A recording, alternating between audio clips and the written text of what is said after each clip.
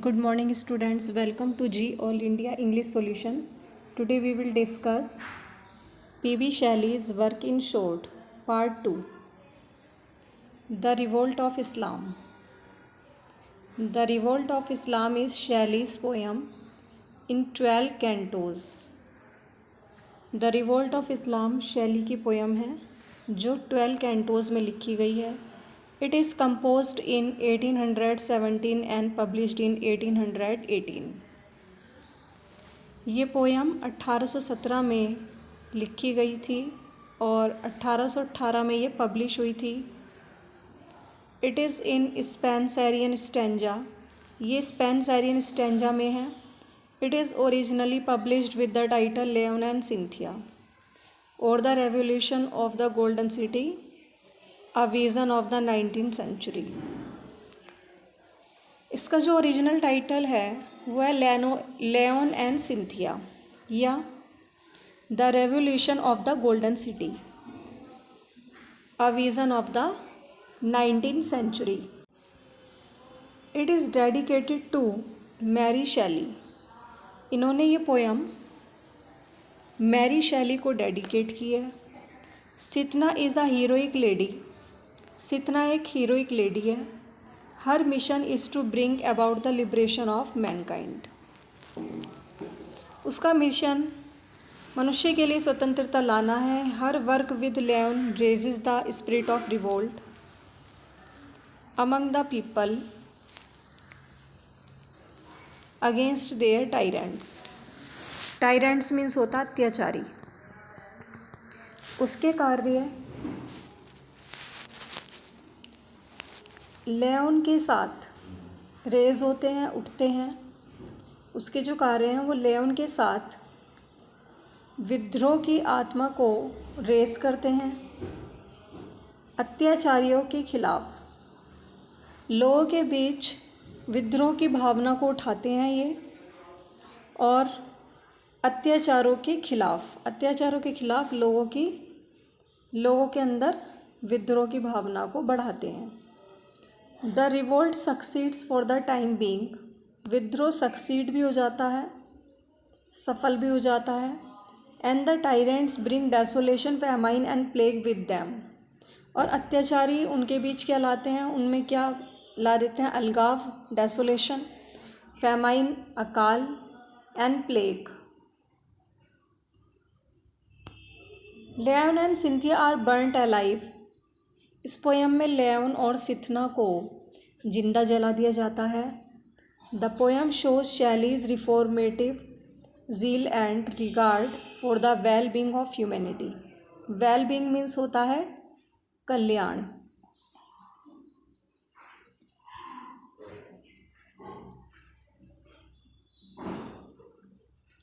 Poem शैली के उत्साह को दिखाती है and regard for the well being of humanity, और मानवता के लिए कल्याण का काम करती है.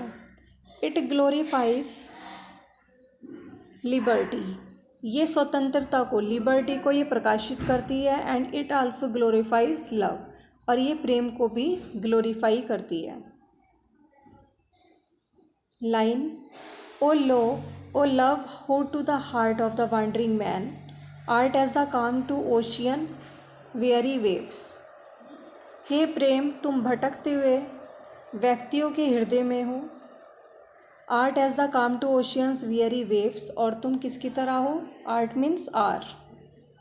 और तुम किसकी तरह हो? और तुम महासागर ओशियन की थकी हुई लहरों की तरह शांत हो. O love, who to the heart of the wandering man art as the calm to ocean's weary wave. प्रेम, तुम भटकते हुए व्यक्तियों के हृदय में हो. जो व्यक्ति भटक रहे हैं उनके हृदय में तुम हो. आर्ट एज द काम.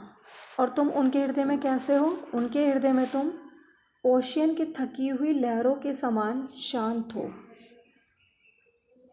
Next, Adonis is Shelley's pastoral elegy on the death of Keats. ये कीट्स की डेथ पर लिखी गई है एडोनिस, और शैली ने लिखी है पेस्टोरल एलेजी है ये। इट इज़ रिटन इन 1821, 1821 में लिखी गई थी। It has 55 Spenserian stanzas of 9। It has 55 Spenserian stanzas of 9 line each. इसमें 55 स्पेंसरियन स्टैंजा हैं और हर एक स्टैंजा में 9 लाइन है। इट हैज़ 495 लाइन्स, 495 इसमें लाइन है। It is based on Greek pastoral elegy of Bion's lament for Adonis and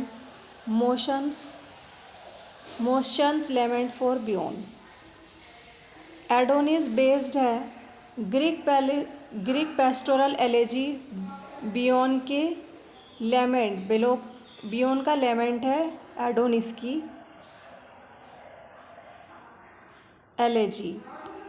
it is based on, ये poem Adonis जो पोयम है ये आधारित है Greek pastoral elegy of Bion's lament for Adonis and Moschus's lament for Bion. It is threnody, ये threnody है। The poet present a number of mourners. Poet इस poem में कई विलाप करने वालों को प्रस्तुत करता है। ही अटैक्स कीट्स क्रिटिक्स, वह कीट्स के आलोचक जो थे कीट्स के, उन पर भी अटैक करता है।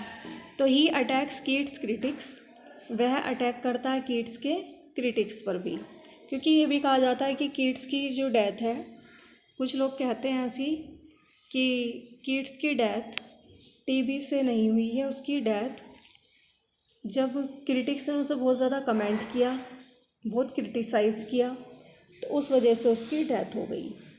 तो इसलिए इस पोयम में शैली अटैक करता है कीट्स के क्रिटिक्स पर, आलोचकों पर। Then he present his pantheistic philosophy, वह उसकी पैंथेस्टिक फिलोसफी को भी दर्शाता है। वह अपनी पैंथेस्टिक फिलोसफी को भी दर्शाता है। पैंथेस्टिक मीन्स होता है जो ये मान ले कि ब्रह्मांड ही भगवान है, कि यूनिवर्स ही ईश्वर है, that is pantheistic. He believes in the immortality of the soul, वह आत्मा की अमरता में विश्वास करता है। The one remains, the many change and pass, एक ही रह जाता है और कई बदल जाते हैं और गुजर जाते हैं। The poet also sees his own death, अब इस पोयम में पोएट खुद अपनी भी डेथ देखता है। The Platonic and pantheistic touches add to the charms of the poem. Platonic means होता है आदर्शवादी, पैंथेस्टिक मैंने आपको बता दिया, जो ये विश्वास करे कि यूनिवर्स ही ईश्वर है। तो इस पोयम में प्लेटोनिक और पैंथेस्टिक टच दिखाया गया है। Byron is shown as the pilgrim of eternity, इस पोयम में बायरन को अनंत काल का तीर्थयात्री दिखाया गया है। और Milton is the third among the sons of light, और मिल्टन को लाइट के पुत्रों के बीच थर्ड दिखाया गया है, बिल्कुल कि वो थर्ड है, the third among the sons of light. Thomas Moore को क्या दिखाया गया है? Sweetest child. Next Peter Bell the third, important poem है ये भी। पीटर बेल द थर्ड, देखो पीटर बेल जो लिखी है वो विलियम वर्ड्सवर्थ ने लिखी है, and Peter Bell the third is composed by Shelley. तो ये क्या है? शैली की पैरोडी है वर्ड्सवर्थ की पोयम पीटर बेल की। तो पीटर बेल की जो पोयम है विलियम वर्ड्सवर्थ की जो पोयम है पीटर बेल, उसकी नकल, पैरोडी में से होता है नकल और कॉपी। तो पीटर बेल पोयम की ये नकल है पीटर बेल द थर्ड, जो शैली ने लिखी है, और पीटर बेल लिखी थी वर्ड्सवर्थ ने। It is a satirical poem.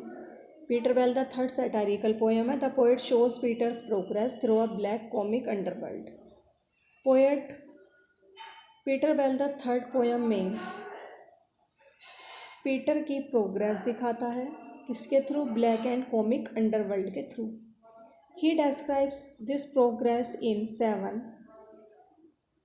sections. ये 7 भागों में इस प्रोग्रेस का वर्णन करता है। 7 सेक्शन प्रोग्रेस दिखाता है और इन 7 सेक्शन के नाम है death, the devil, hell, sin, grace, damnation, damnation means होता है अभिशाप, and double damnation. The popular line hell is a city much like London.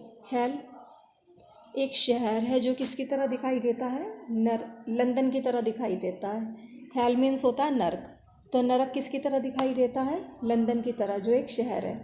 Appear in this poem, इस पोयम में ये दिखाया गया है। नेक्स्ट, ओजीमेंडियास, ये शैली का सोनेट है। इम्पोर्टेंट पॉइंट है ये। It is written in 1817 and published by Hunt in the Examiner in 1818। Ozymandias Shelley का सोनेट है। ये 1817 में लिखा गया है और पब्लिश हुआ है 1818 में। और जो पब्लिश करा है ये हंट ने करा है द एग्जामिनर में। ओजीमेंडियास एक ग्रीक सम्राट है और Ozymandias is the Greek name for the Egyptian pharaoh Rameses second. Ozymandias Greek name है इजिप्शियन पारो रेमेसिस सेकंड के लिए।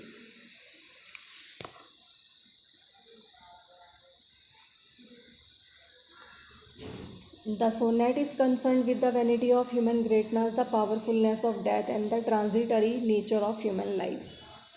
ये सोनेट संबंधित है मनुष्य की महानता के घमंड से, वैनिटी मीन्स घमंड, पावरफुलनेस ऑफ डेथ मृत्यु की शक्ति के साथ कंसर्न करती है पोयम, ये सोनेट, और transitory nature of human life, और जो मनुष्य जीवन का अस्थायी स्वभाव होता है उसको बताती है।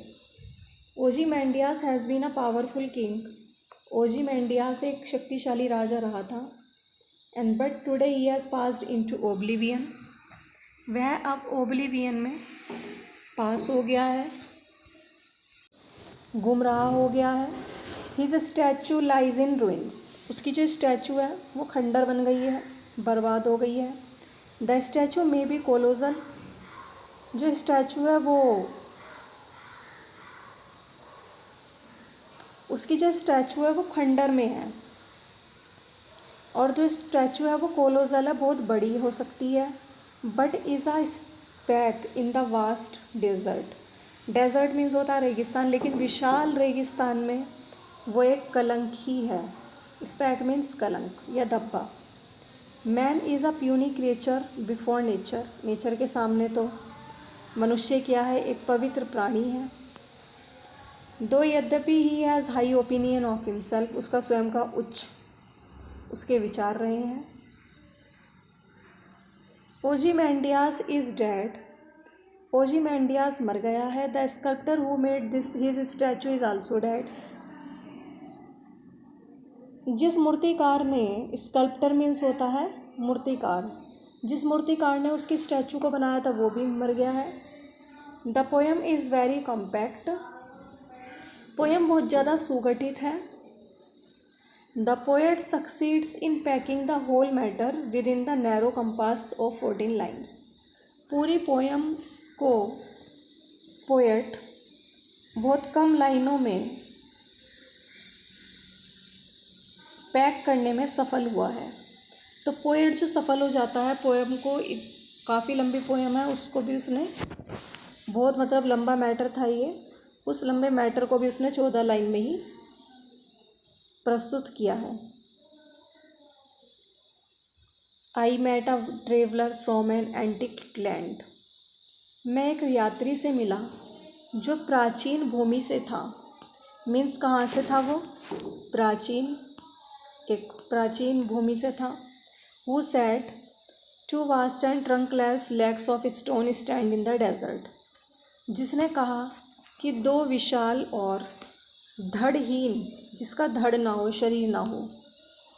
पत्थर की धड़हीन टांगों और दो विशाल